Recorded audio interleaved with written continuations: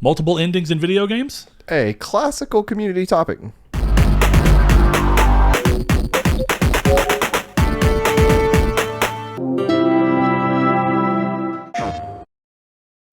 Hello and welcome to Triangle Squared, a PlayStation podcast. I'm your host, Brett Beck, and alongside me, as always, is Mr. Saul Bridges, bringing you guys lucky episode 161. 161. This week, we are going to be doing something a little different than what we've been doing, where the last few months, really, we've been kind of taking on a free-flow take on the episode where we don't really normally nail down a single topic rather than just going through and discussing things for as long as we feel the topic at hand deserves. What we're going to do to kind of break things up, because of course the downside of that is that you end up getting, when you have heavy news weeks that are just a very weird thing, you don't get as personal of conversations. So this week, one of our friends and patrons, Mr. Sean One Neo over on Twitter, has messaged us and said, hey guys, isolation has got me thinking, and I've got a few ideas you could use if you wish for either topic conversation or community's take question, and that is in regards to multiple endings is the one we're going to go with here. So thank you, Sean. We'll get into that in a little while, but we really appreciate when people in the community reach out with things to talk about. It lets us know it's something that clearly at least one of you is interested in hearing our thoughts about, but it also helps as a breakup. So I don't know, moving forward, maybe it'd be interesting to have once per month a community offered topic. Yeah, just to kind of shake things up. So we'll talk about that and kind of see the best way to go about doing that. But for the time being, before we announce anything more, if you ever have anything you'd love to hear us talk about, just shoot it over to us on any of the social media or over on Discord, and we'd be happy to get to talking about it. But let's get the show started off the right way. Saul, what have you been up to this week? What have you been playing? I've been playing hardly anything. I had a thought. You know, we have our own little friends group chat that we go on, and Saul was supposed to be getting on to Destiny. Yeah, I was supposed to be getting on to Destiny, and then kind of like a miscommunication with my wife in a way, because I misheard of, are we doing anything on Saturday? Translated to, are you doing anything on Saturday? Or actually vice versa than that. So I was like, no. And I was like thinking like, oh no, that was asking if I had plans, which I did. So then my birthday is Monday, the day this thing goes up, and so we did something for that instead. Make sure that everybody reaches out and says happy birthday to Saul after you listen. A year prior to 30. I'll be 29. So fun. Yeah, big baby over here. But yeah, I haven't played. Like I kind of dilly-dallied with Dark Souls Remastered a little bit, and then that's like I haven't really played anything else.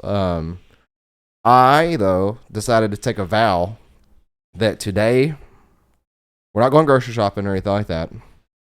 We're not doing anything at all. Today I'm going to sit down, throw on my headset, and dig into Greedfall. I have nothing else to do. Mm-hmm. I'm going to give it a solid 4 hours. Yeah. I took tomorrow off, and originally we were going to go do something, and we still might tomorrow at some point, but I will at least be able to kind of stay up late tonight and play it. So I will probably have a good couple of hours of playtime in, and I'll judge if I'm going to keep playing the game or not. Yeah, because the last time I think that we spoke about it, when you did reach in just a little bit, you never got off of the tutorial land. Yeah, correct? I never got off that tutorial land. One of the things that was very apparent was in this game that kind of bugs me is the way that when you have a third-person game where the right analog stick controls the camera and your movement in a way, so like if you rotate your camera to the right, your character will then turn right, kind of thing. Oh, like, yeah. It's a very common thing, but sometimes games do it in such a weird way where the camera becomes overly floaty or sensitive, where like there's a dead zone that is kind of in ascending and descending, so that whenever you spin it real quick, it's almost like there's a drift that you didn't intend for, because it ramps up and then goes back down. And so starting off, there's a part in Greedfall like where you just go down some stairs and you got a little arena and you fight the tutorial guy who kind of gives you your first combat basics. I was trying to run down those stairs and I overshot the stairs in a way, like I turned into them, but then my character turned again into the railing because like I had held the right stick left too much. I don't remember that feeling from the game, but I'll say this, and I think it's one of the things I told you when we were discussing it out at work when I came and was out there with you. One of the things that I think the game was a very odd choice for the game, but you thankfully don't really have to think about it much after you do, is that the opening tutorial is like a Victorian London, so it's very tightly packed. There's tight alleyways, and it's a lot more claustrophobic design. And I actually think it may have been on purpose because it's kind of like it gives you, the player, the same feeling that a normal person would have if you actually went from a cramped city that you had always known since you were born and went to this wide open island. It's like you get removed from the claustrophobic city feel and you move into something that is actually wide and kind of untamed. Yeah, and it kind of makes sense where you're not going to need that kind of precise camera angle and movement. I do think that that's a thing, is that later, I don't remember that even at the beginning of the game, besides one thing in particular, and it wasn't that, but it was just overall the camera. There's a section early in the game where you've got to go into an alleyway, and when you go into the alleyway, you get ambushed from both sides of the alley. Somebody comes in from the other side, and you have two people there, and you have to fight all three of them. The problem I had with, maybe you didn't have to do it, but I don't remember that, but I was doing it.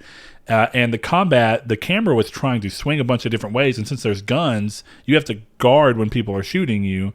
So it made the game feel really hard because the camera was keeping things out of my view because of how tight that location was. Again, that was like a really early thought, and thankfully it felt like that challenge through no reason other than poor game design. But thankfully, that was an isolated incident. Never in that game again did I feel like I had a situation where the only reason something was challenging was because of the actual design of the game. Now, whether that's because I became more familiar with the controls and everything, or just because the camera happened to open up because you didn't have any more claustrophobic areas, it's hard to say. But it stopped being an issue for me right after that first initial thing, and I was really happy. On a tutorial island? Yes. Okay. It's cool. So I really hope you'll enjoy it. I mean, the design of the game is really cool. I love it. Some of the armor and stuff in that game looks really cool. Because like I was looking at like reviews of the game and stuff like that to kind of see, because I know you spoke so highly of it. I was curious. I like seeing multiple people talk about a game, but at the same time, certain reviewers like ACG and there's a couple more. If I remember, ACG's review was actually really high towards the game, correct? I didn't watch it all the way through the end. Okay. I was watching it just to see how because he goes through like graphics and gameplay and stuff, but it's also one of those things that like I want to kind of see like not in game but mid game areas, and he'll show that. Yeah. And I didn't want it to get into potential in game areas. So you were just kind of doing a preliminary look at what he thought of certain sections. Yeah. And kind of that way I can kind of see there is a spot like where like you descend in like this cavern that's like it's a very very, very linear cavern, but then at the very end of that cavern, there's like these rune stones in a circle, and then there's big rune stone with like grass, and then there's light shining out. I'm like, that looks gorgeous. Yeah, no, the game is actually really pretty.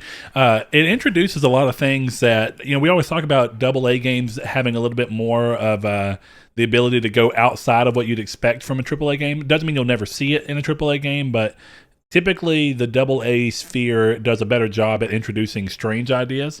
And one of the ideas I love in that I'm really hoping that we see in games as they keep going, because of course it's done on a smaller scale since the team is quite small and the budget was smaller.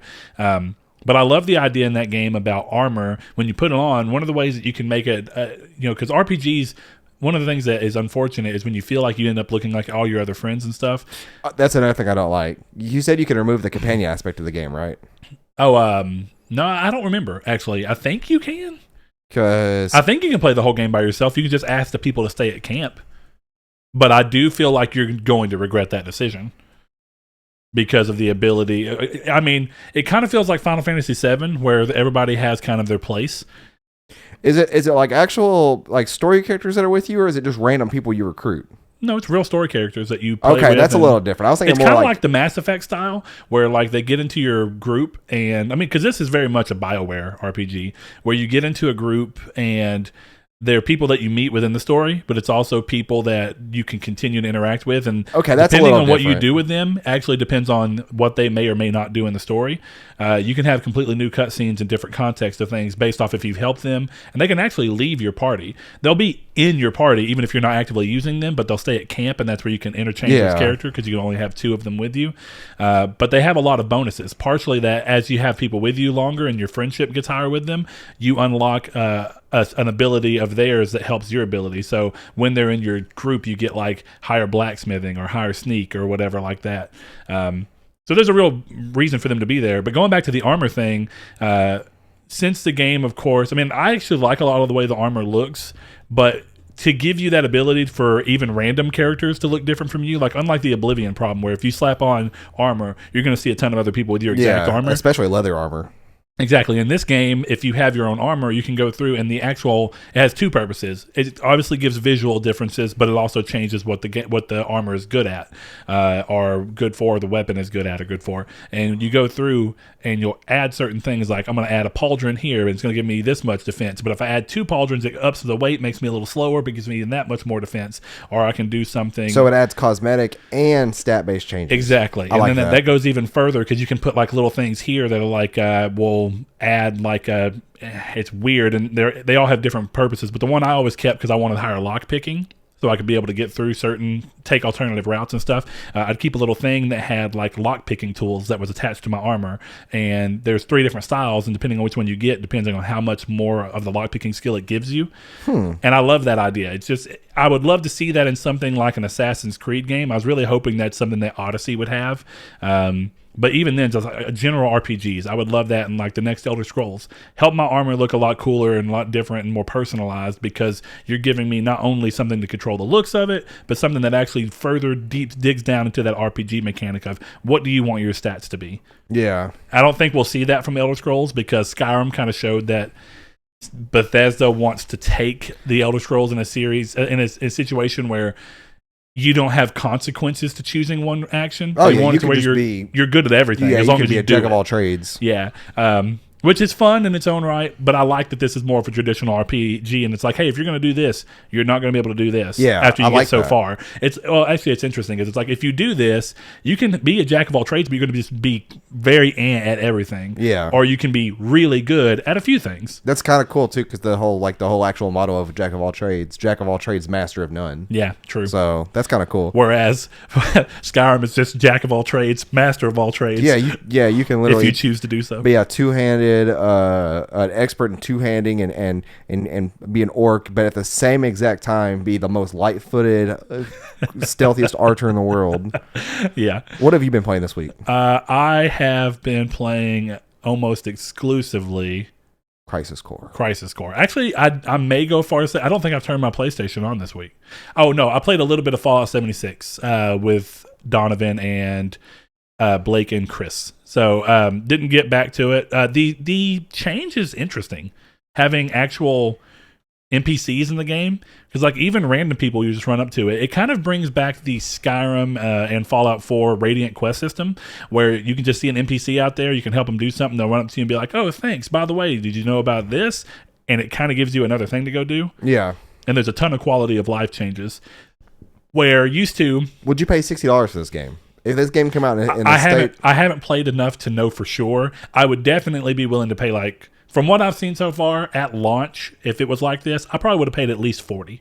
I need more time with it before I can flat out say. But a lot of the game is better. And was it Greedfall $40?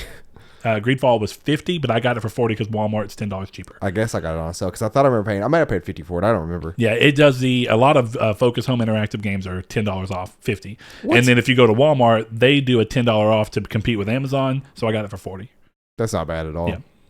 Greedfall is fantastic. I would have gladly paid $60 for Greedfall. But you don't know that until hindsight. I'm hoping to click it where it clicks better with me. It took me like 2 times with Nier. True. Automatic. You got to get. You definitely. I don't think that your true opinion of the game can start until you're off a tutorial island. It's essentially RuneScape. Well, that's like you can't make an opinion on RuneScape when you're still on tutorial island. Yeah, and that's. I believe I was telling Blake that in Discord the other day. Like, I won't judge and hate a game based on an earlier game in the series. Oh yeah. Like, I won't hate a series because of that. And the same goes for like an actual game. I won't just completely trash on a game unless there's a reason to. I will never trash on a game just because it didn't click with me. I'll trash on it because the developers have a very negative outlook on one specific thing, or they're doing some shady practices, or that the game runs at a terrible state and they're implying that it's still worth $60 like Fallout 76 did at launch.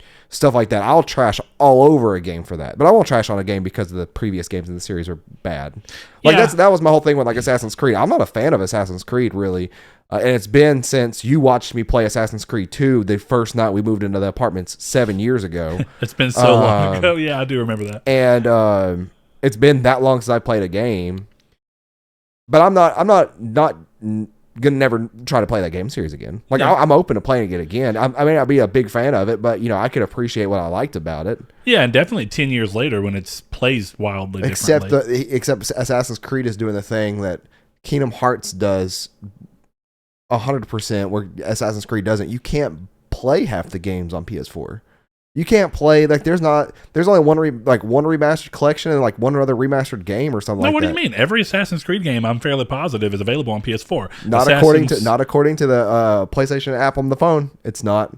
There's the Ezio trilogy, which is Assassin's Creed 2. Let's go to this then, because I literally on my phone went to the PlayStation Store through the app. 3 was remastered and included with Odyssey, as well as Liberation, which was the PS Vita game, which ultimately has no standpoint in the overarching story. You can play Black Flag on there, so that's 4. You can play Unity on there. You can play... The fact that I didn't even know all the Assassin's Creed games, despite not caring for them, definitely a lot of the ones I don't care for is interesting. Also, they remastered Rogue, which was the PS3 entry that came out exclusively for PS3 and 360 on the same year as Unity did. And so you can play every Assassin's Creed game on PlayStation 4. They've actually went through a lot to do that. Besides maybe Assassin's Creed 1. I think Assassin's Creed 1 may be the only one that you can't. Okay, so they have something called the Legendary Bundle, which is $200. I don't know what that is, but I'm not even going to click on that unless that's every single game ever created. It probably is. Because there's also all those Assassin's Creed side games, like Assassin's Creed Chronicles, China, and all that. See, this has Assassin's Creed 4 Black Flag, Assassin's Creed Rogue Remastered, Assassin's Creed Unity, Assassin's Creed Syndicate, Assassin's Creed Origins, and Odyssey. That has none of the original games in that. Yeah, the Ezio trilogy is on PS4, which is 2, Brotherhood, and Revelations.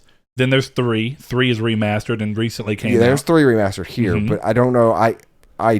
There's Rogue, there's Chronicles, which I don't know what that is. It's like a side game. It's kind of Prince of Persia. There's Freedom Cry, which was a DLC for Black Flag. I'm not seeing the Ezio trilogy on here. And that's what gets me, is I don't think that that's on here. The Ezio trilogy is the remaster that everybody was making fun of for the, it was the one that people were making fun of because it reused the same characters over and over again, and apparently the original game didn't do that.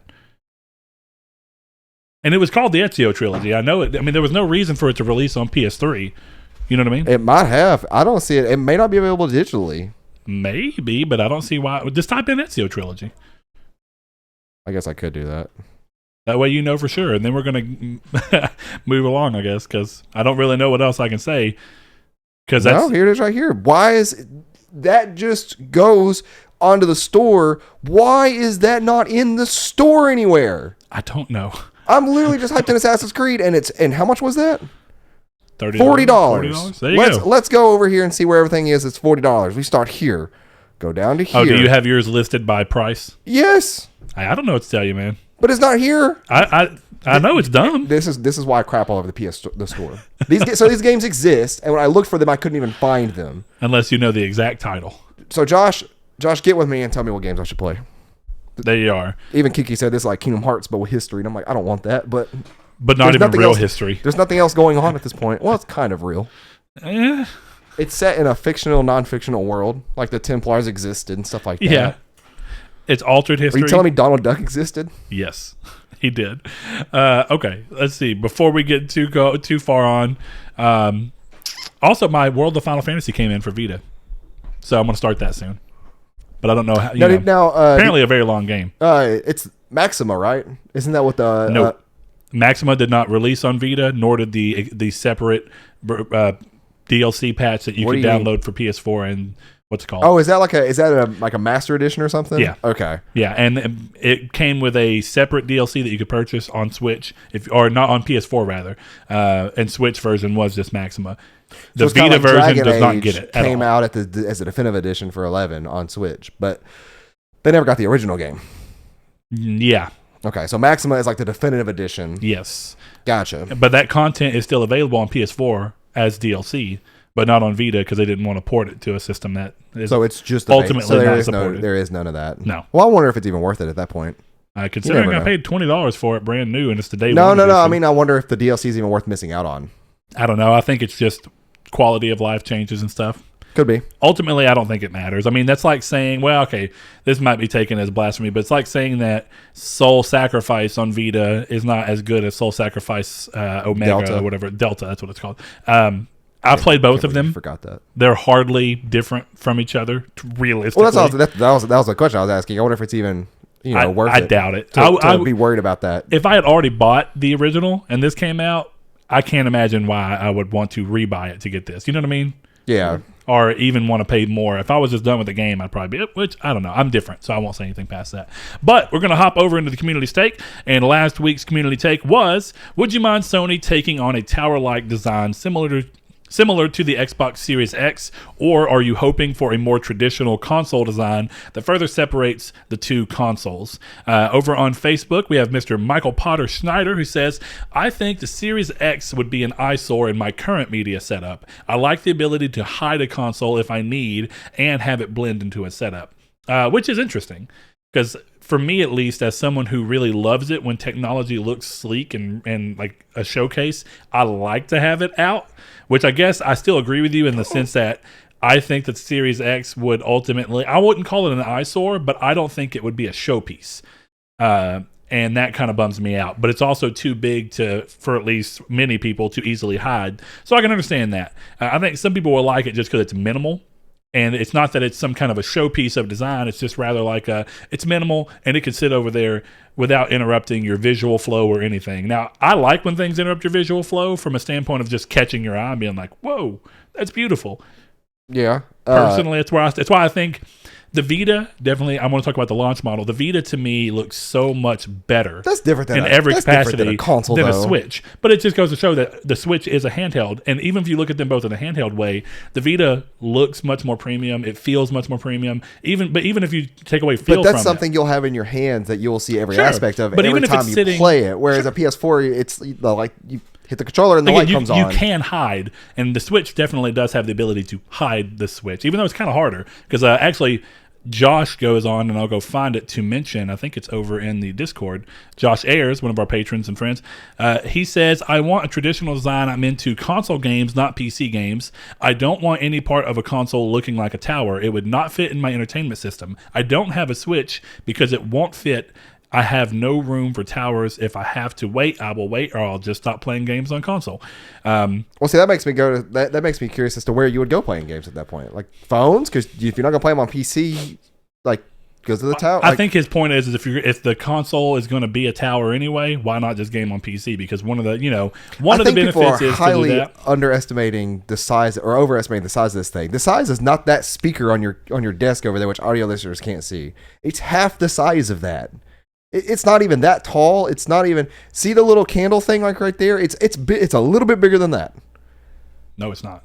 I could show you a picture of it in somebody's hands and it's about yay big. Dude, the speaker is actually a perfect analog to the size of what that console is going to be. That is not the size of that console. That speaker is about probably 3 inches too wide. I don't have my Xbox controller in here anymore. Well, are you about deep or like legitimately wide? Well, that's deep. Deep/wide. Okay, well, look, deep, you might be a little right. It's more of a cube than that, and that's more elongated in the back. But otherwise, that's a very close analog to what it's going to look like, and that would be kind of a pain in the butt to put on my thing over there. I think you're underestimating the size of it, and other people are overestimating the size of it. I have watched, for those that are curious, let's go to the Austin Evans video where he actually has it in his hands. Yeah, they've released the measurements of what it is. They've shown that the controller, which is not too much different than the Xbox One controller, it takes up about a third of it. It's literally like if you stack 2 controllers on top of each other. And that's okay. So deep, that is not nearly as deep. No, deep. But everything else is actually pretty close. If anything, the Xbox Series X is actually taller than that. I wish you guys could see this, but for comparison's go look at the Austin Evans video. Maybe, but to be fair, again, the day after the reveal happened, they released a thing that showed the actual dimensions. You could look at what the measurements of the system are. It is a big system. It's not as big as a normal computer tower, thankfully. So I will say that there is some people who I know are going to be overestimating the size of it, but it is clearly big. I think people are getting their heads that that's the size of a PC, and it's not. And it's the size of a compact ATX. which is not a common You'd be computer. hard pressed to find that size of a compact ATX anywhere. I think Corsair just has a case that just came out that's roughly the size. But yeah, look at that in his hands. That I feel like people are comparing this to PCs so unfairly. I mean, half and half. I think that it's meeting that. I do think some people are overestimating, but I think that you did at least come into this slightly underestimating. You were acting like it was the size of a little bit bigger than that candle holder, which is not true. It is. If I go get two, I can go get my controllers, Xbox controller right now. If I go get an Xbox controller and put it up, that's going to be about yay much bigger than an Xbox controller, right? Yeah, and that console, when the Xbox controller was on, it had enough room for one more controller and part of another. So you take that yay bigger, and then you throw... No, it was not. We're disagreeing to disagree here. I just saw what you saw, and there's no possible way at all. There's no way. If you take that space, I'm not going to even be able to find that spot in the video anymore, but if you take that candle over there, and you throw an Xbox controller out, there's going to be about an inch hang off the top of that right about here, right where my mouse is, and then you would throw another Xbox controller out. That's about how tall that'd be. It'd be two Xbox controllers plus an inch tall. Maybe a little bit more than an inch, maybe about an inch and a half. I'd say 2 and then 2 inches. Again, it's hard to say because you don't have the exact measurements, but yeah. But if I wanted to really put this to bed, I would if we had my speaker over here and I could. But really, it's like, if you really want to give it, it's like if you took for people who are watching on YouTube, it's like if you took the PlayStation I have back here, and put a console up to it. The height is about the same. Where people have problems at is that instead of where normally you could lay that down and you could slide it into most entertainment systems, some are having the issue that now it's so much wider that even if you lay it on the side, now you're talking about something that is about the height of an Xbox controller. It's too tall. So again, I think at that point all I'm saying is if you could see, and I wish I actually could, it's plugged up. If you could see this candle thing. So I think that your glasses are messing with your vision. No, there's no way. That candle thing is a better representation of the height or it would be a better representation of the size versus that speaker behind it. I disagree wildly. No, yeah, wildly. There is no way that what he just had in his hand. That you're seeing it right there, Saul. What do I need to go get? That speaker thing is like a foot wide. That console is not a foot wide. You're talking about. Yes. Or deep or whatever. Probably right about there. It's a little shorter. A little. No. I'll go get the measurements. You know what we'll do? Here's a bonus episode. I'll go get a white Sharpie and then I will get the measurements and I will trace over that speaker. Do it, please. Where you can see the extra space. Because I will show you just how ridiculously off you are. I'm telling on you. What you think. That thing right there. Be prepared for some bonus content, people. But after we get done with this, I'm going to go with my favorite comment that we have, and it's on Discord. It's Blaze2102. I'd prefer the traditional design, but if a tower is necessary to keep the system from overheating, I'm more pro system working than system design. Yeah, and I actually think that's the most fair thing I've seen. It's the closest to the way I feel. What I mentioned last week was I'm not going to be necessarily like happy with it if they choose to go with that, but it's not going to stop me from buying it. It's going to go on my desk, and I'm not going to look at it other than like the first couple of times, or somebody comes over and they're like, "Oh, that's the new PS5." Yeah, that's it. Oh, cool. That's it. It's not going to be something I marvel at every time I go on my game. Because to give Xbox props, since technically this is certain people, and even me to some extent saying I don't care for the tower design, my 1X in there, the Gears of War one, and my PlayStation that's directly beside those are it. Special editions. Both of them are gorgeous, and I love the way they look. Those are meant to be flashy and look flashy. Sure. Whereas with other consoles, I don't. Perfect example. My PS3 in there. My PS3 is on the other side of my TV, angled. It's beautiful. I love it. I look at it all the time. And that's the Final Fantasy 13 one or something? No, it's just the normal launch black PlayStation 3, jet black. Oh, see, I'm not a fan of how that looks, but I don't care because I get it. I just throw it over there. But we're explaining the difference between the two different people. Me and plenty of people do like to look at a console and have it look good. Now, a perfect example of closer to you is like Michael Potter Schneider over on Facebook, who said he likes the ability for the console to blend and hide in the setup.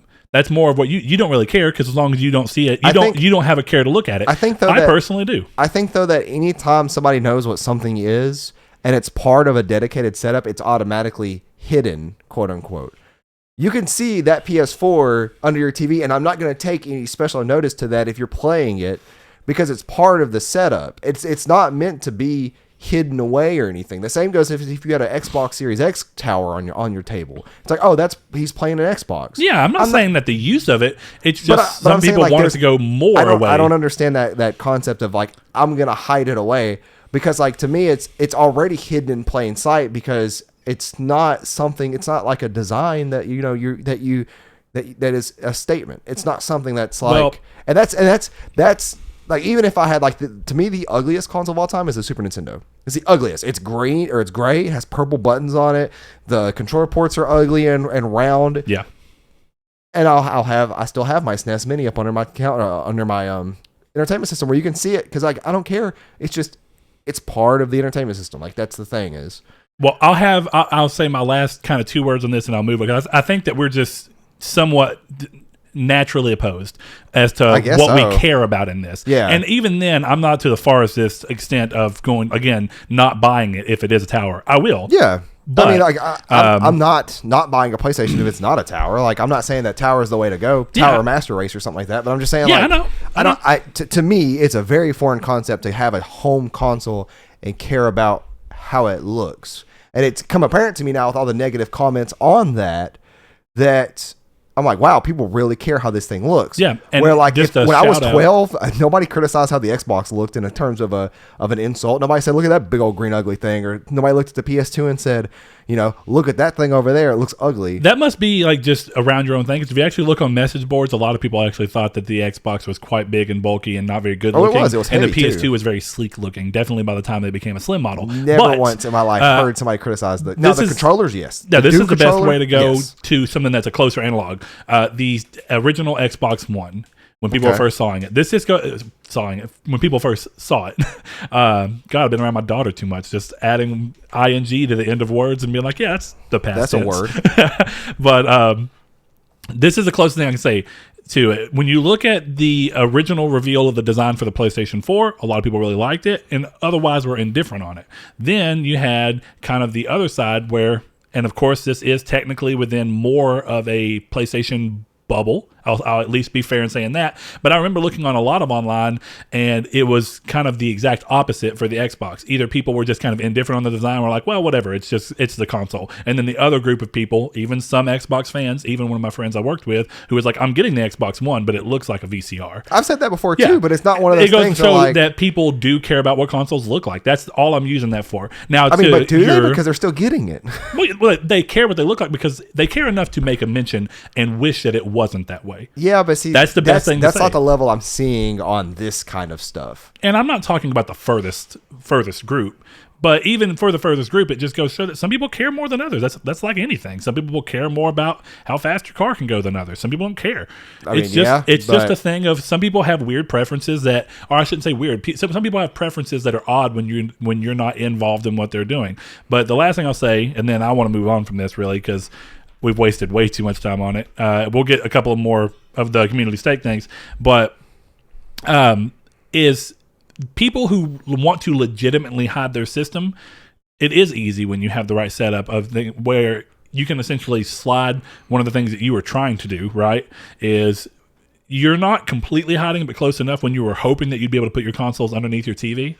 To where they'd be pretty much out of space, take up less real estate on your that's desk. all I cared about was less real estate. Exactly, and that is part of it. The Xbox Series X is going to be much harder to find a way to minimize its real estate. Not really, because a standing up Xbox One is smaller real estate than that thing standing up right now. Yeah, it's like if you took it and just reallocated all the dimensions, but it does make it harder to hide, even if you lay it on your side. But people who actively try to hide consoles will do things like get things where you can mount it to your wall. Some people will actively find ways to mount it to the back of their TV, cool. and it makes it look like even though you're playing it, you literally don't see it. It's just, again, it's going to be more challenging, not impossible, more challenging with the Series X. That's about it. For me, that has my console standing up on my desk, which and I do too. Kind of rare. It's the Xbox Series X is less real estate than a standing up console. Currently is. Yeah, but you're able to do that in a vertical slice, whereas the Series X but I don't bigger. have something above these consoles. Like, it's still the... What do you mean above?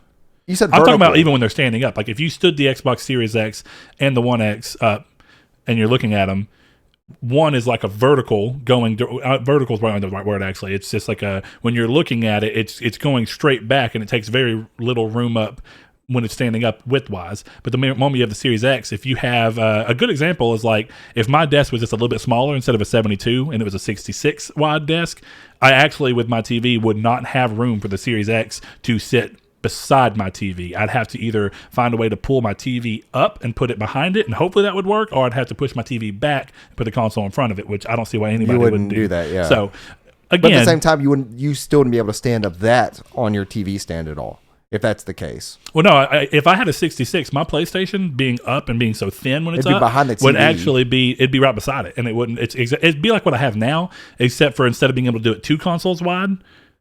Again, if it was a 66, it'd be one console wide, which would be fine. Yeah. See, and for me right now, like that's what I'm saying is that for me, I'm not taking up any extra space with these consoles at all. Yeah. And that's why for me it's like it's hard to imagine, like even the entertainment system in my living room has a spot that I could put the Xbox Series X. Sure. It's one of those things to me that's like it's out of sight, out of mind for me. And it's kind of something else that's kind of weird with it is a lot of people are being really, really harsh on it, but then most people are being really understanding. Like Luke Rabbit says, I'm more into the traditional design as well. I personally not love the tower look of the Series X. That being said, whatever keeps it from overheating. He goes on to agree with pretty much what Blaze 2102 said. Yeah. And by the way, Luke Rabbit is Luke Bartolomeo. And I didn't know that. Yeah, I didn't know that until last week either. So shout out to our patron. Yes. I gotta go in there and edit his name to be blue. Yes, we will do that for you. That way it's even easier for us to tell. Just to go ahead and get a couple more things from here. Over on the Discord, a new user, I think, could be Vince, I'm not quite sure. The Snow Jedi is his name on there. He says, I love the original PS3 and PS4 designs. I'd like something of that design style again. However, if it needs to vent heat out of the top, I understand that is preferable. And of course, when people ask what's the need for a tower, it is just to move more air, which does dissipate heat. It's a simpler way to just handle a problem than having to do a bunch of engineering work to get it to happen. That's the way to go. There's still with a fair amount of engineering work, though. I mean, essentially, the engineering work just goes towards a case design of how much do you add space rather than how do you make it to where you can actually move air out when you don't have the space to do it. And designing the case in a way that all the power supply cables can actually reach to this spot and curve around this bend and stuff like that. One of our patrons, Mr. Danny Villalobos, says more towards a traditional console design. Very short, sweet, simple answer. Dennis, one of our new patrons, Mr. Kevin Baconbit, says, I don't really care what the console looks like. I would take a traditional look or a tower, as long as it doesn't sound like SpaceX launching a robot. Which is one of the biggest things that people look at as one of the, and not that we know for sure, but it looks like what would be one of the biggest benefits of the Series X looking the way it does, is that it will probably cut down on fan noise dramatically. Yeah, and something tells me that like it's going to have to happen with the clock speeds they're claiming that these consoles are running at. Those are some very high clock speeds. Yeah. 4.2 and stuff like that. That's one of the things that's going to be interesting for PlayStation is that they're allowing variable clock speeds. So I think that part of the way they'll be able to handle theirs is when games don't need all the extra overhead, they can cut down to a clock speed that does handle the game and would lessen the load that would need to be cooled. Whereas Xbox is kind of taking the brute force thing. It's like, well, this is what you have, so even if the game doesn't need it, we're going to be running at this, but we have the ability to push the air, so it doesn't matter. And the curious thing about the way the PS4 or PS5 is handling things is that it'd be indie games and stuff that would be doing that, right? Because even games from the end of this gen, like Red Dead and stuff like that, they're definitely not underclocking that for those. I think AA games are a good example. I don't think that there's any reason why Greedfall would need to run, necessarily full blast, because you're dealing with a game that, if anything, I'd say this. It may end up using it just because it wasn't as optimized for it, because that's what normally happens in lower budget games, is that even though the game doesn't look as good as The Last of Us 2 and maybe has a lot more load windows, it's just because they didn't have a team to handle optimization to that degree. It's like, well, the game works the way we need it to work. Yeah. So it is hard to say, but of course there will be much smaller games like, Hollow Knight. Yeah, that really just don't need the over, because of the way that their design is more of a love letter to a genre rather than what the console can or can't handle. Yeah. So yeah. Over on Twitter, which we haven't done too much of, but that's where we're at. Mr. Derek, Life Reimagined, one of our other patrons and friends, he says, hopefully they stay away from the tower design. I prefer a slick, thin design like many of the concepts have shown. They generally look better than a boring vertical brick and are easier to incorporate into an entertainment center, which goes to show, I think a lot of people have, and I actually know that this is a thing, a lot of people have older entertainment centers because they're a lot sturdier than new ones. Like yours is a lot like the one I used to have, and there's actually a lot of room on my old one, but it's not that great of a piece of furniture. You could kick it really hard and probably break it. I mean, you could do that with most pieces of. I could hit this desk really hard and break it. I don't think so. Oh, if I'm being 100% do you want to with test you, that? I can get one for free. And one of these days it'd be funny just to see if you could, but I don't think you could. Because like that, what I like about the entertainment system I have at home, there's absolutely no sway. Like if I go over there and put my hand on the corner, I cannot push it back and forth at all. Yeah. But a lot of people, like my dad and actually my mom and a lot of my friends, now that I go to think about it, Blaze included, they have very traditional entertainment centers that are wooden, sturdier. They have little setups for DVD players, VCR players. They sometimes have products of the past, drawered things for, yeah, exactly.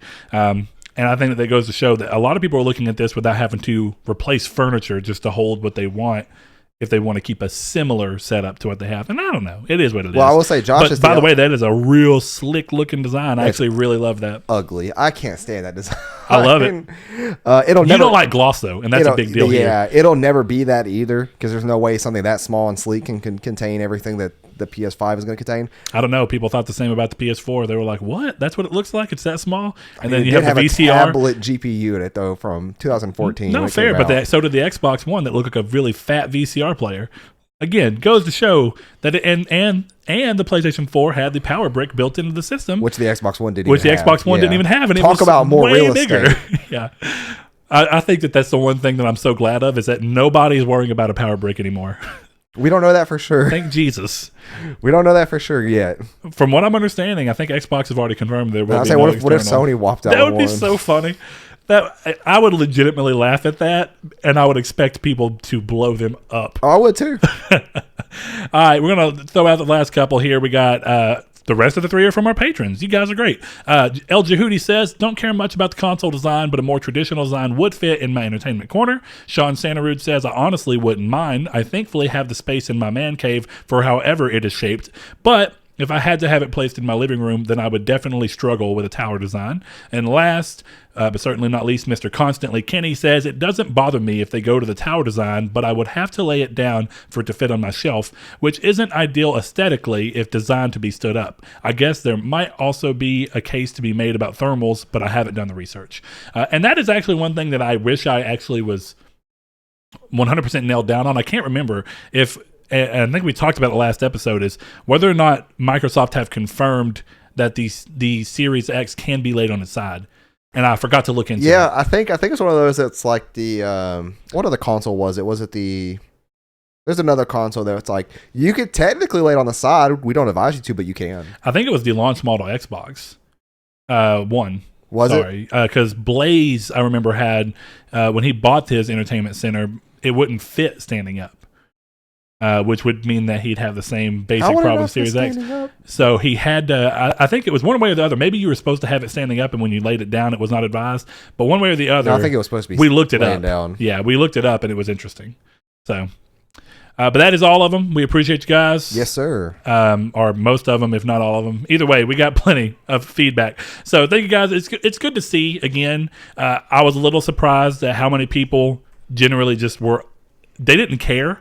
Like, maybe they had an overall preference, but it was very similar to me. Just because you had a preference doesn't mean it's going to be a make or break deal for you.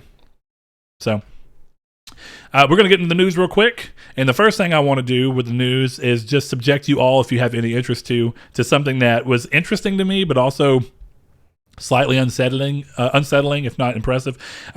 There is a deep fake that someone made of one of the scenes from Uncharted 4 where they deep faked Nathan Fillion's face over Nathan Drake. And it looks really good, but also really strange because it's his real face in a video game that looks really close to real. So it actually somehow... It's like Space Jam. It's weird that it makes the game look more real than his face because the rest of the game is more consistent with itself. Does that make sense? It's like real by context.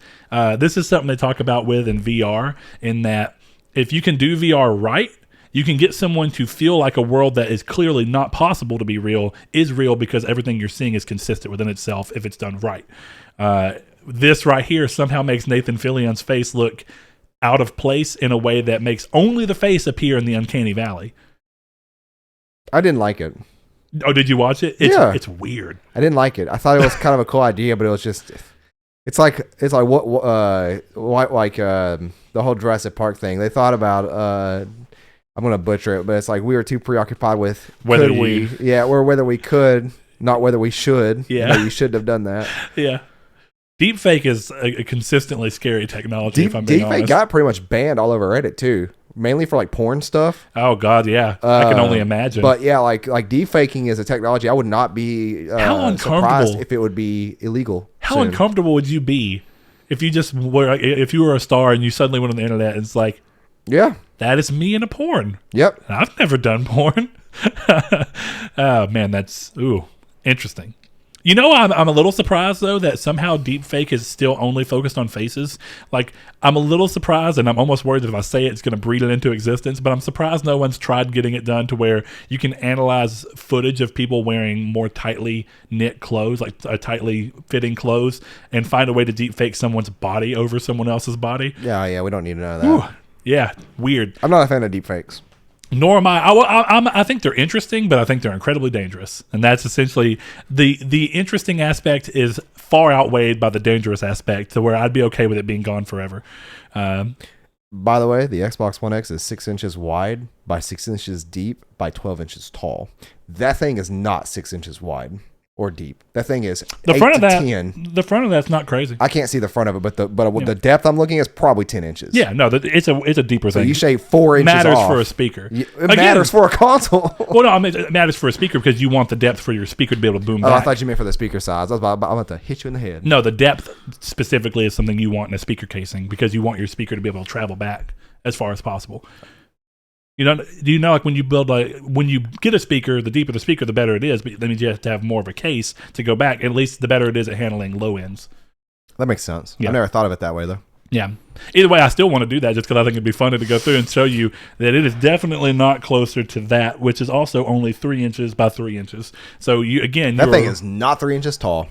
No, 3 inches wide by 3 inches deep. I was going to say. The height is probably closer to 5 or 6 inches, 5 inches. So again, about half. And if you look, if it's half of that, let's it's just also meet half in the speaker. middle. I think we're meeting in the middle here. We're going to see. I think that if anything, I'm pretty sure that the Xbox Series X, I'm going to measure my speaker. I would be sure that it's a lot closer in size to my speaker than it is in size to that candle setup. Okay. We won't even round it off, and I think I'll win. Not, yeah. We'll see. You want to put $5 on it? Put lunch on it one day? Yeah, we'll do that. All right, next thing up on the news is also in relation to Naughty Dog. A pretty big hit on news this past week was, of course, the leak of a very small but also potentially important section of The Last of Us Part 2. The leak was initially rumored to be from a disgruntled employee over a pay dispute, but Sony have identified not only the leaker, but apparently the method in which they were able to access the information, if we were to believe a tweet by Jason Schreier that was released this morning. The leaker was not affiliated with Naughty Dog, but apparently used a security vulnerability presented in a patch to an older Naughty Dog game that they used to access Naughty Dog's servers. So I'm just going to correct this bit of news. It is not a very small chunk of the game.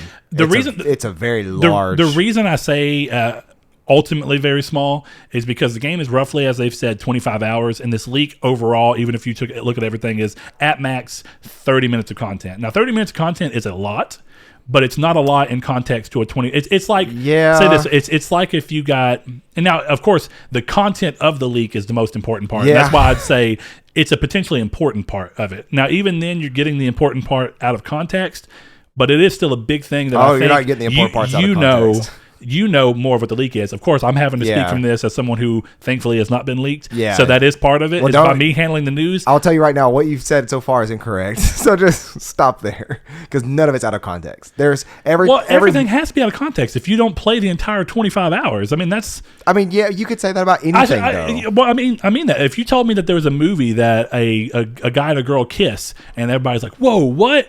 That kiss means nothing if you don't understand the relationship between the people. But you don't understand what's built up to it. But you do. Again, I don't know the piece of information. That's what I'm telling you. Just stop talking about it. But even then, you have to have the remainder of You're giving people a false sense of hope. Don't do that. Hey, look, I promise you. I have my own thing. I don't have to worry about it. This leak is way bigger than you think. I don't want to talk about it anymore. People who are watching this video on YouTube, don't go to comments. What? Don't go to the YouTube comments. Somebody will be down there spoiling this game in the YouTube comments. I guarantee If you spoil this game in the comments, I will immediately delete this. I won't even read it. If I see you say something about the video? No, I'll delete the comment. You got to read the comment to delete it. No, I don't.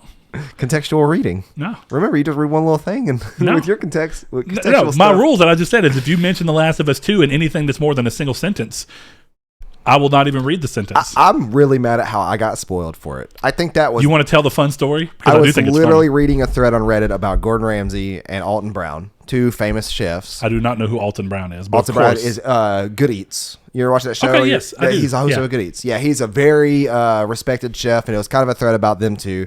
And then one of the comments on Reddit that does that thing like where it says this comment was negatively impacted the conversation or whatever, click to view. And I thought it was a spicy take on one of those two people. And I read it, and the way it was read out to me, and I'm not going to spoil anything, obviously, but it was events in order, and I was like, I don't know what any of that means. And then at the very bottom, it was names in order, and I was like, oh. And I thought it was fake at first. I was like, that's dumb sounding. And then I went to Discord where Sean was like, hey, everybody watch out, Last of Us got leaked. And I'm like, okay, did I just get spoiled or not? So then I was like, I have to go check and see because there's no way what I saw would happen in the game and it is. And I'm like, okay. So just because I didn't think about it until just now, are you telling me that this was an Alton Brown versus Gordon Ramsay? Well, it was a thread about Gordon Ramsay on Reddit, and then inside the thread there was a comment thread chain about Alton Brown and Gordon Ramsay comparing him. So then I was reading through it. Is this like the same as console wars, but like chef wars? Like, no, the best chef is Alton Brown. No, it's just people. I didn't realize this, but people really hate Gordon Ramsay. And I was kind of like reading through that thread, and I thought somebody had said something controversial about one or the other. Sure. And I was actually kind of surprised how many people hated Gordon Ramsay. He's kind of an asshole. Yeah. I think he knows he's hated. He seems like he does that as a character, but I don't know. Back on to PlayStation and not food. Back on to PlayStation. Because I am hungry. All right, next thing up in here is the long-rumored Assassin's Creed Ragnarok, as it was called, has finally been revealed under the official title of Assassin's Creed Valhalla. While no gameplay has been shown yet, the reveal consisted of a cinematic trailer showcasing the game's Viking setting during the Dark Ages. Coming from the team behind Origins, reports detail a game that aims to lean further into RPG mechanics, with a new take for the series, shedding its level system. It follows many looter shooters and having a general power number.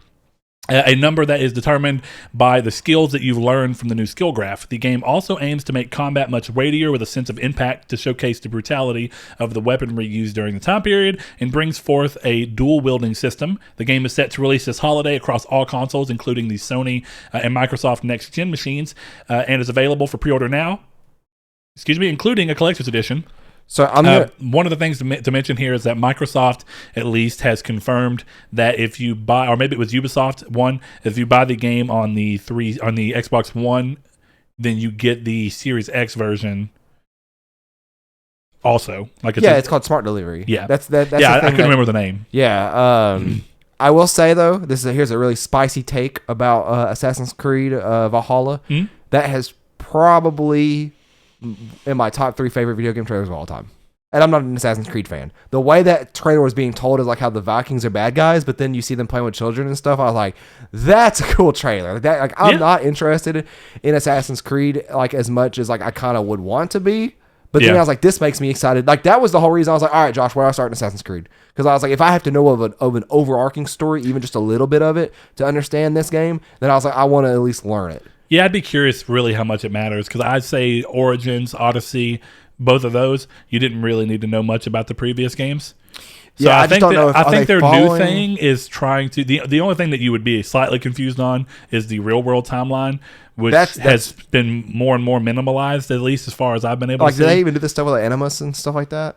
Technically, yeah. Okay, well then I kind of want to at least know all that going into it. So either way, the trailer is good, but it overall left me with a feeling of man because I need to see if the gameplay is going to be very similar to Odyssey, which just left me kind of feeling disrespected of my time. Pump the brakes. Which one was the bad one? Odyssey or Origins that you played? Odyssey is the one that I couldn't finish because I felt like the game was fighting me. Yeah. Origins, I beat the whole thing and I loved it. And you liked, and that's. Origins is in Egypt. I'd say I loved Odyssey is like in Greece. Yes. Okay. And they're both $60 still on PSN Store. So. Yeah, and both of them take place before any of the other Assassin's Creed games, at least from the historical standpoint. So can I play those two without knowing the story at all? Or, absolutely. I'm pretty sure it's like a reboot. Not Aiden. That's the guy from Watch Dogs. What's Altier's real guy's name? Why'd you do this to me? I know it, and I can't think of it right now. The first, he's the first. I always made fun of him because in Assassin's Creed 1, he looked like Adam Sandler. He did. He really did. And I can't remember his name now. He's Desmond Miles. Desmond, yeah. Yeah. But yeah, like, so I was. Anyways, I will tell you this: none of these games have any. Well, they have very little to do with Desmond. And even the way they do is like the first three? tertiary connection. 1, 2, and Brotherhood. Is that what Desmond's arc is, or? Well, it's 1, 2, and 3. I think I didn't play 3, but from talking to people who have, I'm pretty sure that's what it is. And you didn't like Brotherhood, right? I liked Brotherhood. You didn't like for 2. A very different way. I didn't like 2, and I never played Revelations. Okay. And I didn't like Assassin's Creed 1. I beat it. I can't remember who. But the gameplay was not very good to me. Which one is Brotherhood? It's the second of the Ezio trilogy. It's the middle game. Yeah, I don't remember if I like that one or not. I can't remember. So it's been so long since I played these games that they're all melding in my mind of the experience versus what game I might have been playing. Sure. Well, anyway, you can pre-order the game now, but I, for one, am waiting for gameplay. I'm not saying no to the game. It's just right now I don't have anything that's gripping me because the reason, honestly, if it wouldn't have been for the most recent game in the series kind of making me if anything, I'm more excited that it's the team behind Origins because I enjoyed Origins. Yeah. But if the Origins team is just going to further lean into RPG, which is what Odyssey was acting like, and that just meant making you do everything in the game. And I'm like, I don't like that. I like a game that gives you the ability and freedom to do things at your own pace. I'm not talking about when a game introduces side content to you by making you do at least one piece of side content. I don't mind that. Because it's like, okay, we're just showing you that there's more to this game than the main story. I don't mind that early on. If it precedes that 5-hour mark, then yeah, I mind it. It's like Spider-Man. I might as well upgrade my suit. No, that's fair. Dude. Let me go do the story. You just ended on a good note. I want to see where this note goes. Well, and I also think it depends on what's going on around it, right? That's like, people talk about pacing, and that's what we're saying. And maybe we're using the wrong word. No, we're using the wrong word. But I know that for us, it's like the problem is that the story will come to a halt, and it'll be something that's really interesting, and it'll come to a halt. It'd be different if it introduced that when it came to a halt. That was kind of not a lull, but something that was kind of like, okay, there's not a lot of impact, or even an intended lull. Like if it was something like, well, now I really do have to wait on this character to get done doing something, and so I might as well go explore. Sure, that's intended. Like if I have to have a sword made, and he's like, it'll take 3 days. I'm like, and I have 3 day or night cycles to go through. I'm like, okay, cool. I will go do side stuff. Mm-hmm. But if it's something like where I got to go upgrade my Spidey suit, no, that right there, and yes, that is pacing. I know we're 100% correct on that. That's when it's bad. Yeah. And like what you're talking about with Odyssey is kind of makes me curious. It's because it's like, I don't want to get to a certain part in the game and be like, oh, I can't play this story mission for another 6 levels. Yes. And that's exactly what it is. It's what Elder Scrolls did, and it's kind of what Final Fantasy 14 does. Those are MMOs, not a single player story adventure. Yeah.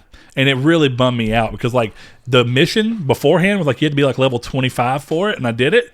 And then almost like immediately once I got done with it, and it was super cool, and I'm like, I can't wait to see where this goes. And then it's like, oh, you got to level up 6 times before we can let you do it because you got to be level 32. And I was like, well, and I went and tried, and I played for about 3 hours and got to get one leveled of them up like twice. Level and I was boosters, like, though. I'm done. $9.99. It was $10.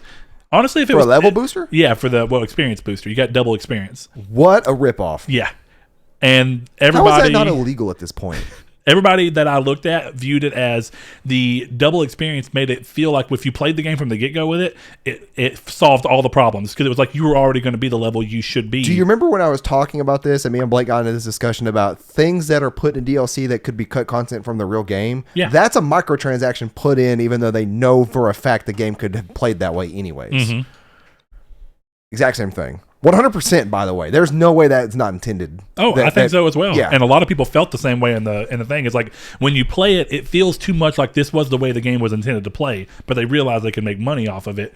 And for some people, they wouldn't care because some people want to do all the side content. I really hope Valhalla doesn't have that kind of stuff because Valhalla looks really cool. I really enjoyed that trailer. I am curious of how much it's going to look and play like God of War from just because like going towards, and I don't mean that as a bad thing towards it. It's just one of those things that's going to happen when it's going to be one of those just mindset comparisons. It's like you're talking about making the combat feel weightier and heavier, which is interesting because you go through that and you're looking at the brutality. Of course, it's going to be talking about Vikings. What are they going to do? Because the Assassin's Creed games always play into some mythology as well, or at least definitely the recent ones do. So when you're doing all that, it's like how far can they keep this from God of War?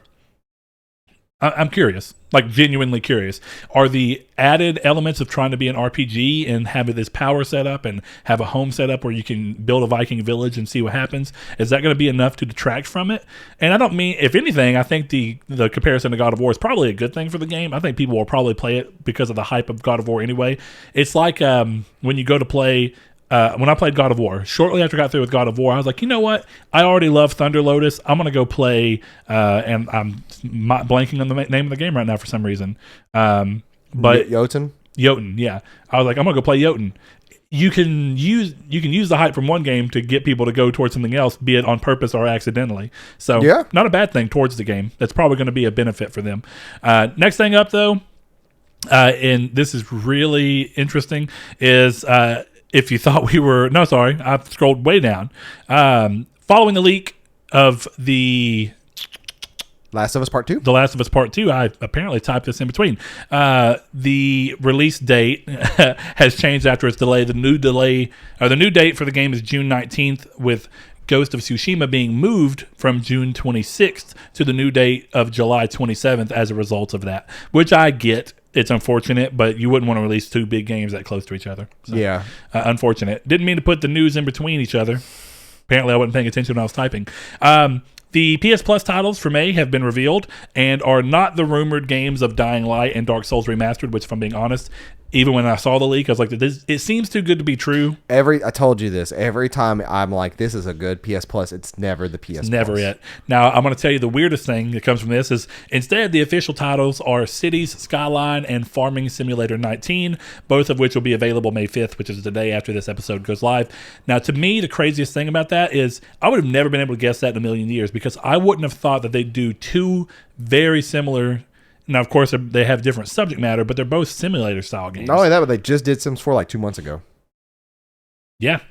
To me... And I do not like City Skylines. I have that on my PC, and I've played like 6 hours of it, 7 hours of it, maybe. It is not a fun game. And look, sometimes I don't like the games and I love pop, sim games. But I feel like at least one of the things that the PS Plus title should do is try to give people a breadth of games that they may or may not have played. If you're trying to do something here that's going to go towards someone who likes simulator games, these are two games. Isn't there a high chance that these people who are going to like these have played both of these now? Yeah. Instead, if you go towards something and do one game that's like a simulator style game that may get someone interested in sim style games, or a game that they may have missed, and then you go over and do something like an action adventure title or whatever. I don't care. It's just interesting that that's where we've landed. This is probably the weirdest month I've seen ever. It's probably the most disappointing I've personally ever been. I don't care. But there are people who are apparently petitioning against Sony. Oh, yeah. And what's crazy is that's happened before. The craziest entitlement. But it's happened before. What was the month that happened? Draw My Life or whatever it's called, or Drawing Life, Drawn to Life, and something else. And it got like, it was a leak, and people I forgot what even the leak were. And blew up on it. Yeah. And they actually changed it to those games, or something happened. Yeah. Either way, weird. Or maybe what it was is like Asia got one game, and people were like, why would they get that cool game and we got these games, and then we ended up getting it. I think you're right. Even then. But I want to say Drawn to Life was the game people were criticizing on that. Drawn to Death, maybe? Whatever that game is, made by David Jaffe. Yeah, Drawn to Death. My big thing here is the only misstep is, like I said, that they have two of the same genre of games. I just don't think that's a smart choice. You wouldn't put like Dying Light and then Friday the 13th. Because if you don't like sim games, you have no recourse for there to at least be potentially another genre that you may like. What's the other? It's Friday the 13th. What's the other asymmetrical game that's really big? Dead by Daylight. You wouldn't put those two in the same PS Plus month. I'd hope not. Yeah, but you might. If, you know, there's a lot of things that go in the back behind the scenes as to how they get these games. It's just weird that the fact that there are two simulators is like almost like somebody's like, people are off work, maybe they'll enjoy some simulators. I actually thought of that. I was like, is this only happening because they think people are stuck at home and they want to simulate life because they can't Nobody go out and live wants it? to do Farming Simulator. Who knows? City of Skylines I could see being fun for some people. I love Farming games Simulator sells well for a sim game. Yeah, I enjoy games like Roller Coaster Tycoon and stuff like that. I love Roller Coaster Tycoon. I despise City Skylines and how technical it has to be at some points. Well, and it's a city simulator. It's a lot like Sim City, which I actually did like when I was a kid. I like Sim City, yeah. Yeah. So, oh well. Now coming up, if you thought we were done with patents, then you need to reevaluate how much people, for some reason, care about the what ifs that patents bring to the table. I hate patent talk now. Yeah, this week is a patent from Sony detailing potential features of their planned PSVR follow-up, with the patent detailing facial tracking that would be determined with a number of sensors: a gaze detection sensor to track your eyes, a proximity sensor for eyebrows, a camera to track mouth movements and position, and even a flex sensor to capture information on the nose, with the patent discussing the potential of adding in partial nose portions into your view in the HMD, the display, to further trick the mind of the viewer into the images feeling more natural, as our brain is naturally accustomed to blocking out the partial nose that we naturally have and letting you see around it. See, that's a cool idea. But tell me this. Is there a single successful PSVR game that's a multiplayer game that uses facial features? Not a PSVR game, because there's no way for the PSVR, unless you meant overall VR. You said PSVR. I said PSVR, but I'm saying, like, is there a game like where you are playing with other friends and they are playing human characters without mask on? Well, no, I don't think so. But the bigger thing is, why would you make that when you know that you have no recourse for the sensors? You know what I mean? You don't have the information to make that work. I think this is weird. I think the nose thing is cool, because the nose thing is cool. I think for driving games and for shooter games and stuff like that, where you are used to seeing something, that'd be a good way to kind of further the realism. But these patents make me think of like, they're going to do something kind of cool multiplayer so that I can see your face and stuff like that. But then one of the plans. It's like, well, they don't even have something even remotely close to that now. I know a game they could be for. What? VR chat or whatever it's called. Bring the PSVR version of party chat in. No, because that'd have to rely on animating all of his characters' faces too. Because you would just put those characters over a general skeleton that only has the just for expression. And it wouldn't have to be crazy, but it would be fun to be able to run around as different characters and emote as. I don't know though. Something about seeing like a 10-year-old kid screaming as Hank Hill and Hank Hill not making a facial expression is that much more funny.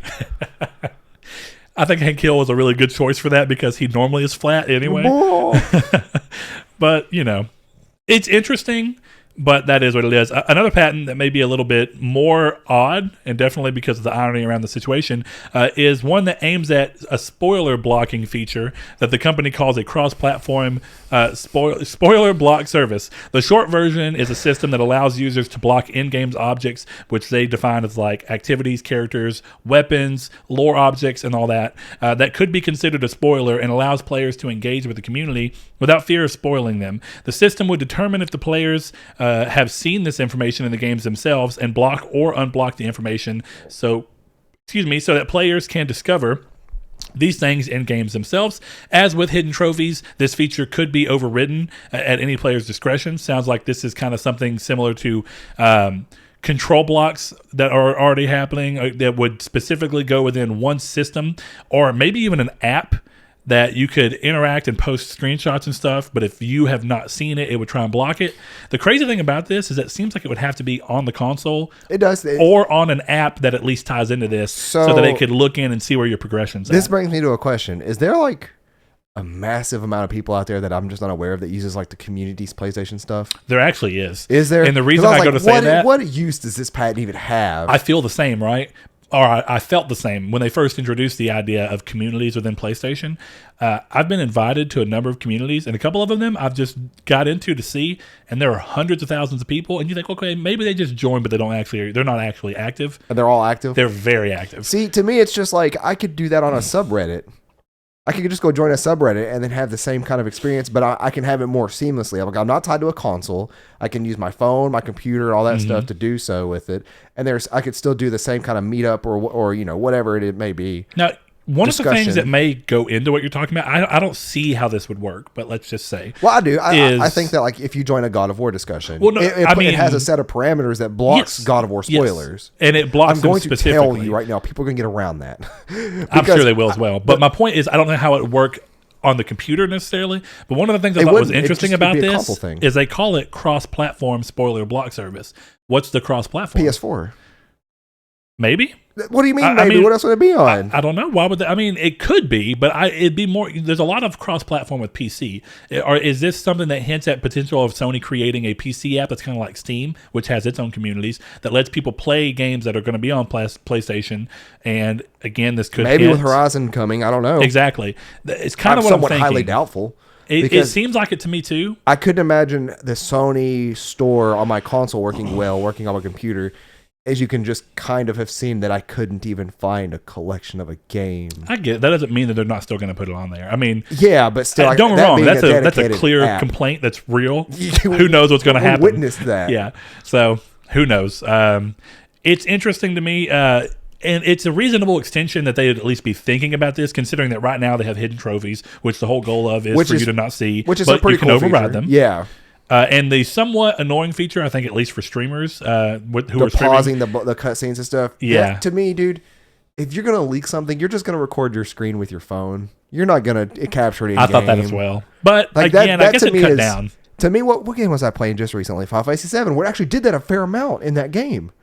Didn't it do that to you? Like at the last couple cutscenes, it would pop up saying that you blocked recording. I don't remember. Oh, I think I have pop-up notifications blocked, except for very specific things. That might be why. So I'm pretty sure that's why I didn't distracting. See it. Yeah, I was like, if I wanted to share this, I'm just going to take a picture of that with my phone. What I used to not understand is like whenever I used to have it on, a lot of games would be like it'd be blocking like an opening cutscene. Like I remember when I was playing Tales of Zestiria, they always have anime cutscenes at the beginning. I'm like, why would you care if I block this? Yeah, I don't know. Companies are weird. It is weird. I don't get it, but. It is ironic that this patent hits so close to The Last of Us 2 leaking, even though what this patent's talking about would have done nothing to prevent this. It's just ironic in the general sense. I guess I do find patents interesting from seeing what people are thinking about, but it just makes you wonder which patents see the light of days or what parts of a individual patent may see the light of day. Like I could actually genuinely see the nose thing coming into VR, though I don't necessarily know that it would need to be tied into your nose. I guess the only benefit would be that if they put a stock nose into a game's image, it may be bigger or smaller than your normal nose, so you notice it by nature of that. I would think that the goggles would have cameras right here. So they don't have cameras, but what happens is the flex sensors that are for your nose that are in there, the more your nose makes them push, lets them know the shaping of your nose. Yeah, but the end is going to be different. Maybe. I'm not saying you can have a bigger end that's more protruding in the game than you do in real life. Yeah, it's totally possible. I don't know. And either way, it's an interesting idea. How do we get back to this nose VR talk? We just did because we're talking about patents. All right. Next couple things here is one of them is about Final Fantasy VII, which Saul was just talking about. I want to talk about this, but I'm going to have to talk about it off camera. That's fine. A quote from Final Fantasy VII director Tetsuya Nomura, recently translated from the Ultimania release, which is like a lore book that overall exists for every Final Fantasy game and releases overseas, reveals that the team may still be debating internally in how many parts the remake will span, and that seems directly tied to the time they want to have between releases. Now, one thing I want to say before I even say this is that sometimes translations are off, and we learn later that this is not exactly what they meant. But the quote, as it is translated, says, "If we divide the work in large parts, it'll take longer. If we separate the work in smaller parts, it'll be a shorter amount of time. I hope to have the next part out ASAP," which could be used to kind of pull and say that maybe they internally don't even know how long the second piece is going to be, or maybe at the very least, if they already know what they want to work on with the second part, if they want to get the third part out even quicker by doing it in shorter increments. That's why this is an interesting thing to talk about, but it's not good to talk about it as if it's 100% true because it may not be the exact intention. So, but let's speak as if it were true. There's another thing that if I would have saw this and we weren't going through the thing we're going through now, and I didn't have bought the game, and I was waiting for a while, that would have pushed me off even more. It's like, okay, so now we don't even know. That next part is we want out ASAP, quote unquote, but we don't even know if there's 3 parts after that. Something else that gets me with this is it's not in direct relation to this interview, but there's an interview with Kitsume,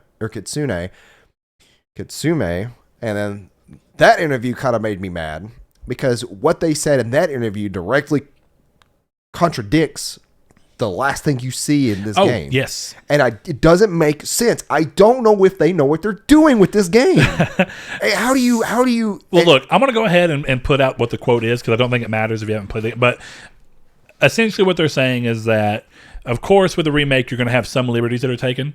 Yeah. And there are some liberties that are taken in Final Fantasy VII Remake Part 1. They're going to say what they are, but in one of the quote that he's referring to says that for the most part, the next parts of the game will mostly adhere to the major arcing plot points of Final Fantasy VII, but there could be some small bits in between that are not 100% originally accurate. And it directly contradicts the ending scene of the game.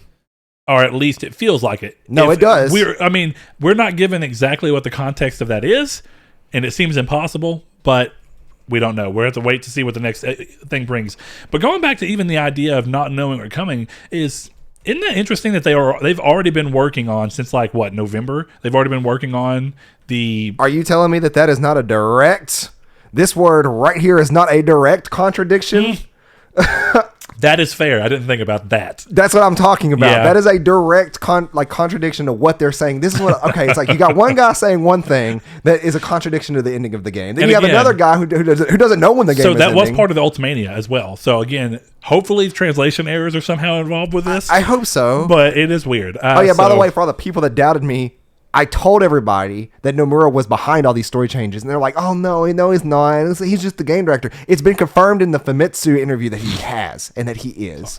So, booyah in y'all's face. Oh, it totally felt like something he could do. Exactly. But now we at least know it without question. Yes, and that's good. So for those that are saying that, and I'm not saying that's a bad thing. I'm just at this point memeing. But that's the thing is that you can't tell me the crap that's in this game is not from his mind. And tell me with a straight face and then me believe it. I don't know, though, because the one thing I will say is that Crisis Core introduces a lot of interesting stuff that retcons the original 7 that was from Tabata. What did they do in that game? We'll have to talk about it after this. We can talk about it, but there are definitely some retcon moments that help with letting... retcon and Mako and Mako, that's for sure. That let Advent Children and Crisis Core kind of have their own... Which Advent Children actually kind of retcon some stuff. Well, I was going to say, 7 we talked about this the other day. Something Barrett says the first 2 hours of 7 is a kind of a cool retcon in a way, because they're talking about what happens if somebody falls in the pool of the live stream in the reactor, and he's like, "Oh, you'll definitely die." And I'm like, that's a callback to what happened in Crisis Core and in the original 7, just kind of later on in the game. Yeah. In a flashback. It goes to show that when you originally make something as one entry and you don't know that it's going to get really popular and you're going to blow up and have to do more, that it does mess with the potential for things. So anyway, next thing up on here. Yeah, let's hit this out because we still got a topic to go about. Media Molecules Dreams received a free trial version that allows players to try out the opening chapter of Art's Dream, which is Media Molecule created adventure game that is included as sort of the campaign of the game, similar to the actual campaign of Little Big Planet, but also allows access to a rotating selection of community creations to try out. And lastly, let players, quote, learn how to make content in the full game, end quote, which to me sounds like some of the creation tools may be available in a very limited fashion for you to tinker with and kind of see if it'd be something you'd be interested to do on a full scale. I like this idea, and the beginning of this, even though it sounds like this is going to be ongoing, the beginning of this also coincides with a price drop for the game to $30, which I think is a good move, just to get people pulled in and interested. I really want to see Dreams do well because I think it's a super great idea, and I personally don't want to see Media Molecule go away. So we'll see what that means for them. Next up, expect a good bit of PS5 game reveals and info as official PlayStation Magazine teases, quote, the next gen starts next issue as we reveal the latest games coming to PS5 and how they'll play, end quote. This tease comes as part of a preview for the next edition, which is due out in June, meaning that the July issue is when we'll be seeing these games. With that, there are a lot of rumors that have been going on of an expected late May or early June PlayStation event. Again, rumors, we don't know. But it does seem, at least in line with this, but going on, the magazine does clarify that this tease is not necessarily indicative of an upcoming PS5 reveal. They are a separate entity, if I'm not mistaken. I think they are too. So when you're dealing with that, they're going to get information on PS5 games. That doesn't mean that Sony's going to do anything on their own scale event. I hope so, though. And there's a rumor, I think, right now that's looking at early June 4th. I'm hoping May. Now, the thing about that gets weird is Xbox is doing another a reveal, which was a rumor. A rumor. No, it's been confirmed that they're doing May 7th. It's sometime in May. They're doing a games reveal. They're going to show off Xbox Series X games. And one of the rumors was that Xbox has an event planned and that PlayStation has one in the same month. Again, May 7th. Who knows? So it'll be interesting to see, though, if the official PlayStation Magazine one will end up being games that we do see at a reveal event, or if it's just a bunch of third-party games or, smaller games for the system. Well, you saw how they slightly messed up a little bit. They put like the sequel to Horizon on the cover of one of them, and it turned out to be a comic book. Yes. Yeah. Yes. Yeah. So you're always dealing with the potential for misperceived or slightly misconstrued information coming through on these. It's important to say that video game magazines are super fun, but they're not always accurate. And that's just something that happens in journalism. And if you'd even call this real journalism, I guess I'll at least say video game reporting. But last up, a year after Days Gone's release, developer Sony Bend are recruiting heavily for a AAA project that would presumably be for the PS5. This is likely evidence of the team bulking up for a Days Gone sequel, considering the first title's rather strong sales performance. They're looking for a facial animator, I think they were talking about, for a cinematic facial animation and whatnot. And they're also doing a 3D audio designer, which something to think about here is that, it is 3D audio, which makes you think PS5. And, of course, the fact that Sony has said all their internal teams have shifted to PS5 for games that, once their games release or move on. But, of course, even with the 3D audio being one of the things they're hiring for, the first game actually supported 3D audio on PS4, which is weird, but they did it. And at that point, there's only 2 headsets that can support 3D audio on the PS4? The game actually supported a lot of odd technology that a lot of people don't have, which to me, I loved, because it's this little team is killing it in supporting things that most people wouldn't expect a small team like this to support. Yeah. So cool to see. But we're going to go ahead and move on into the main topic here. And that is, like we mentioned, I accidentally closed out Twitter. A message that we received from Mr. Sean One Neo. And he is talking about games that have multiple endings. And in his message, one of the examples, I guess he'd say, was Mass Effect. So he says, Mass Effect he likes because it adds more to a game. He says the good and bad endings are rewarding, but he also thinks it might be a good idea in that situation to specify the true ending. I am hit or miss on this. I like the idea of multiple endings, and I think a lot of people do, but as we've seen with the recent Resident Evil remakes, a lot of what they're doing with those remakes is actually creating a canon ending, whereas the original games had multiple endings. Yeah, it gets weird with that. I think it's hard for long-going franchises to have multiple endings and have to choose which one is accurate. Infamous? Yeah, Infamous. I thought about that too. Didn't every Infamous game have multiple endings, but there was only ever one canon ending? So technically, the only one that mattered when it came to canon was once they decided to move on. 2's ending was the one that they had to choose which one was canon. The first game's ending ultimately doesn't matter to the second game, even though it's really cool, but it ultimately has no effect on what the second game's story is.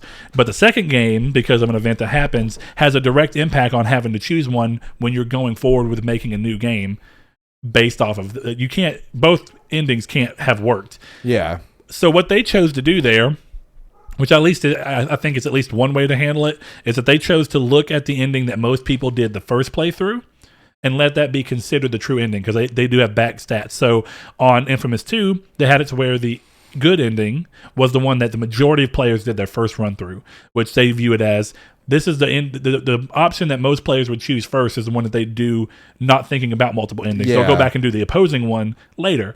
And that is true. It's exactly what I did. Yeah. So when going through that, it made sense, but it creates an issue, because it's technically then, if you wouldn't have chose one that was for sure there, Infamous Second Son kind of wouldn't be possible. Yeah. You know what I mean? Even then, it's weird that they chose an ending, but it's almost like the only thing that mattered with the ending that they chose is depending on what character they wanted to make the new game around. Well, I will say that Second no matter Son what, could technically happen regardless. You could always retcon something or make an amendment here or there. There's a lot of people that have talked about making a new Infamous where you have Delsin versus Cole. That'd be kind of cool. That would be awesome. I really just wish they'd remaster them. Me too. For games, I honestly, one of my favorite game series, Dark Souls, every one of them has multiple endings. That kind of is kind of odd, because those don't really matter, except in what you want your character to be kind of developing about. Sure. There is some that are considered canon technically. Well, okay, is it considered canon by From? I believe so. That's what I was wondering too. Like in one, I think you have to technically link the first flame for two to happen. It's either you have to link it or you ignore it. It's either or. It's like something has to happen and for two to be possible. But they could always go back and say like, well, then another champion of Ash rised up and then did the same thing. Like it could be, especially when you're doing, they've done it in such a way that you go through thousands of years of just the same thing happening over and over again in cycles. That like technically what you did is not canon, but then the next guy that comes along and plays this game will do it. So it's kind of like it doesn't matter. That's true. And that one's kind of interesting because it ultimately it's kind of like I always think about Bloodborne. Like people are like, well, this is what we consider to be the true ending. Yeah, but if I'm not mistaken, I don't think the developers have ever claimed that there is a true ending for Bloodborne. I think they have. Yeah, I think the third and hidden ending is the true. The true ending? Okay, I know that was one of the one that's just because when you die and you become a great one or whatever, you become the great one in Demon Souls. So that's how that series works out. Which has been a really long running thing, but it's. I guess what's interesting about that is a lot of times in those games, or games that are similar to that, they have very dark tones and whatnot. People seem to gravitate toward the hidden ending always being the one that the developers really intended to be the ending. Yeah. Whether it's true or not, it's just I think it's that mystery inside of you. It's like, does Greedfall have multiple endings? Yeah. Does it? Yeah. Pretty sure. I mean, yeah, it does. Because there's a lot of things that can happen. Now, I think it's one that ultimately... No, I guess it's important. It's a single decision that depends on what you want to do. See, for it's me, kind of like the Outer Worlds. It's like, is there multiple endings? Yeah, but they ultimately are kind of just like, it's almost like you're just seeing the ending in those games doesn't matter as much as like at the end it's more like, well, here's a kind of recap / who's alive, who's dead in your playthrough. It's kind of like that. Mass Effect at the same time at that point. Kinda. Yeah, see, for me, those kind of endings, like they're cool, but like I don't.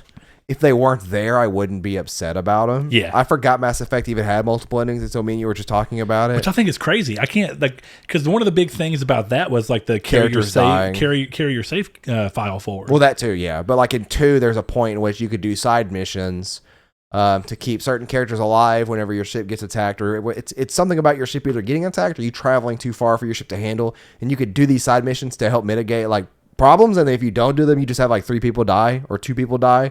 Yeah. But yeah, like for me, honestly, I'm really kind of indifferent on it. Like, yeah, I love them, but I don't dislike them. Like, I don't, care if they're in or not. Like if somebody said, oh, well, the next Elden Ring won't have multiple endings. I'm like, okay, like that's kind of cool. It's kind of odd that it's a Souls game or a From game that doesn't have a multiple ending because Sekiro has 4. Oh, okay. Sorry, I missed what you said. Yeah, so you said if Elden Ring doesn't have I wouldn't be upset about it. I'd be confused. But It'd be odd. I'd be like, okay, that's weird. Yeah. Considering I think Sekiro has the most multiple endings of any From game. Yeah. I think the thing for me here is that it depends on what the game is going to do with its multiple endings and why it matters. Because my ultimate go-to example of a game that has multiple endings that I think they used in probably one of the most interesting ways is the Drakengard series, because technically the Drakengard series... Well, that's different. If it's like Nier, is it like the second Nier? No. Okay, because I was like, that game technically has 6 endings, but... Well, no, so there's 5 endings in Drakengard 1.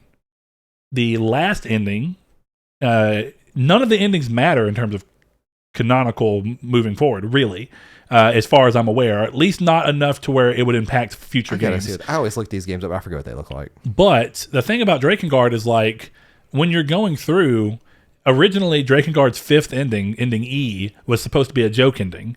And because of that, when they moved forward and decided that every ending technically creates a separate timeline, depending on what you choose to do, it's like, I like that take on it because technically all of them are canon. It's just which timeline are you continuing to move forward with as to why it matters that it's canon in that one timeline.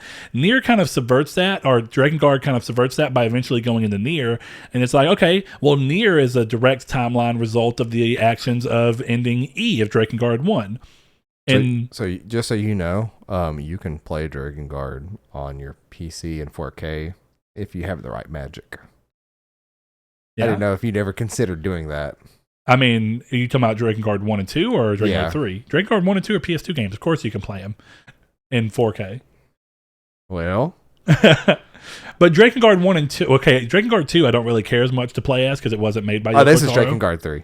Yeah, Drakengard 3.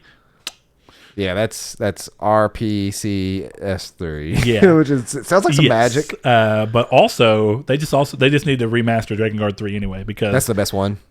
to me, of the Drakengard series specifically. Drakengard 2 does a lot of interesting stuff, but it's not Yoko Taro, and because of that, it really doesn't feel like a Drakengard game. It just feels like a good RPG. I just realized just because Drakengard 1 and 2 are on PS2, you're like, that's automatically means you can play them on PC. Well, easier. RCPS3 is actually pretty taxing on your computer. It got an update. Oh, cool. Yeah, you can now run Demon Souls at and it doesn't work with every game. That's another thing. Yeah, at a fair 60 frames now on PCs, and it's not as requiring as it once was. Yeah. But going towards what I was talking about there is that, like, I love the idea of letting each ending technically, like, they ultimately don't matter, but if you wanted to, that game series, by making Nier, essentially says every ending has its own timeline that it breaks off into. So every ending technically matters if they chose to dive into them. In Replicant or in 2? Well, in Drakengard. Oh, I thought you were saying in Nier does that. Nier, by Nier's existence happening, it means that Drakengard's original joke ending was the serious ending. Well, it's not that it's a serious ending, it's just that Drakengard had its own story, right? And you go through it, and technically the first ending you get, and the way those games make you do multiple endings is interesting. You have to play through them once with the ending of the first game, and then every other ending happens as a result of something that you're changing. At least, so it's like Nier 2. No, because really Nier 1 and 2, I mean, Nier Automata is a little different. That's Nier 2. Each ending, rather, is after the second ending. The second ending's like alternate perspective of the first run through, and then every other ending is new content that is happening post the first game. Yeah, but you have to go through the first ending to get to these endings. Yeah, but unlike that's how I was that, comparing it to Drakengard. So Nier 1 and Drakengard are closer in the sense of that you have to replay the normal events of the games, but when you get to the end, you do something different. Okay, so the game itself is not inherently different. It's the exact ending of the game is different. Yeah, so when you go to Nier, when you play the Nier remaster, ending B, you have to play ending A first, and then on ending whenever you do that, when you go to replay the game, you do get new content, but only in the sense of you get new context around the content that you're replaying from the original ending. And you play the whole game again up to the end, not the whole game, but a lot of the game, up to the end, and then you get a different ending. Then, when you go through the next one, the ending C and D are based off of whether or not to get ending C, you have to collect all the weapons in the game. So you have to replay the same game, but collect all the weapons. Okay. Then you get ending C. Ending C and D are a switch choice. When you get to the ending of ending C, depending on what choice you make, depends on whether you get ending C or ending D. Gotcha. Okay. And then so that's a lot like how Drakengard was. Do you have to do that all in one go? What do you mean? So, like, can I go through to ending C, or can I go through on B and pick C or D? No. If I miss, let's say if I decide not to, can I go? Is there a way to go back to B, or do I have to go through A then B again to get to the other? You can't get to C unless you've done B. Right. So which one was it? That was the two that you could technically select? C or D. C or D. So, like, let's say if in B I select C, and I'm like, well, I want to go through D now. Kind of. I got to go through playing through 1 again, or A, then go through B again, then make a different decision in B. No.